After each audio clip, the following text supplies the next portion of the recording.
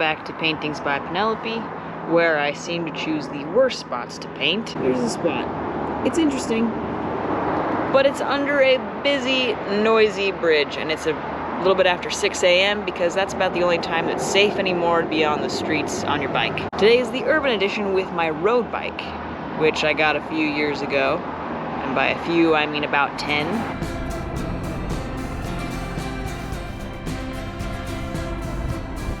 I found the spot interesting. I liked the way the light hit the bridge, or rather how it would once the sun came out. What I regret about this is that I had just come to the conclusion that I needed to paint smaller so I could focus on the practice, producing something that I could be proud of, and save on time. If I had a larger watercolor block, I could have included the space to the left, which would have shown the second bridge and the cast shadow on the shrubbery, which I thought was very nice. By painting small, I missed out on that. I'm sure all that regret comes down to poor planning, and that kind of leads to my conundrum. Getting out of the studio, using my messing around medium and devil may care attitude was supposed to be my break from the meticulous planning and rigid approach to my studio practice and get me some exercise. Now it's very obvious that I'm a creature of habit. I slowly fell back into my old ways. I do find it incredible how art continues to teach me about me. And now I have it well documented on YouTube, so I can't easily forget. Or at least I shouldn't. Wanting to get outside of the box takes a lot of mental energy, and it takes just as much energy to maintain it. If you get lazy, you might forget the goal. Which leads me to another point. My original posting goal was every other week. With school back in session, I'm very busy. I'll be around, posting by that schedule, so I can keep up the quality of these videos. With that said, I want to get back to the biking. I said earlier that biking this early in the morning was the only safe time. More on that in a moment. But first, let me talk to you a little bit about the bike. Not my best, but not my worst.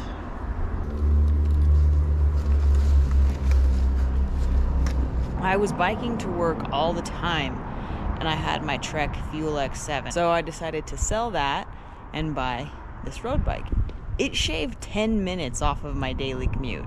This is the Diamondback Aran 3. The only upgrade that I've made to this are these Tannis tires. These are completely solid. Can't possibly get a flat today.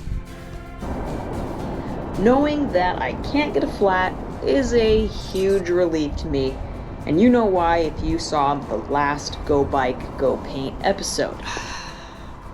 In this urban episode, the real dangers are not so much flats as they are vehicles on the road.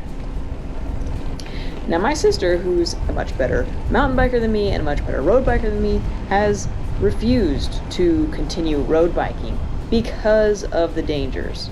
Oftentimes, the bike lanes are dirty, full of things that could give you a flat if you don't have Tannis tires like me. Drivers may not see you, and I always assume that a driver has not seen me, which is why I stopped very quickly when I saw this truck coming around the corner, which made it possible for me to see some gear failure. Almost lost the bag.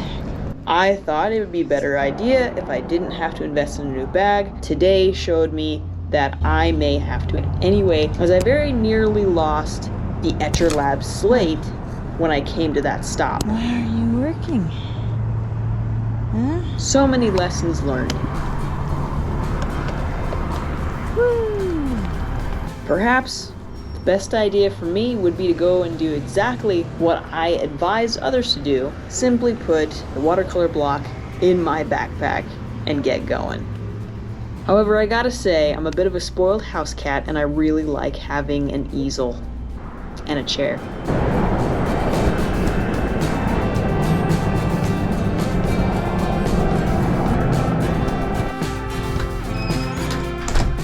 You're on camera. See you next time. Yep, what happened eventually. I can't move my hand. It's indented. That's not good.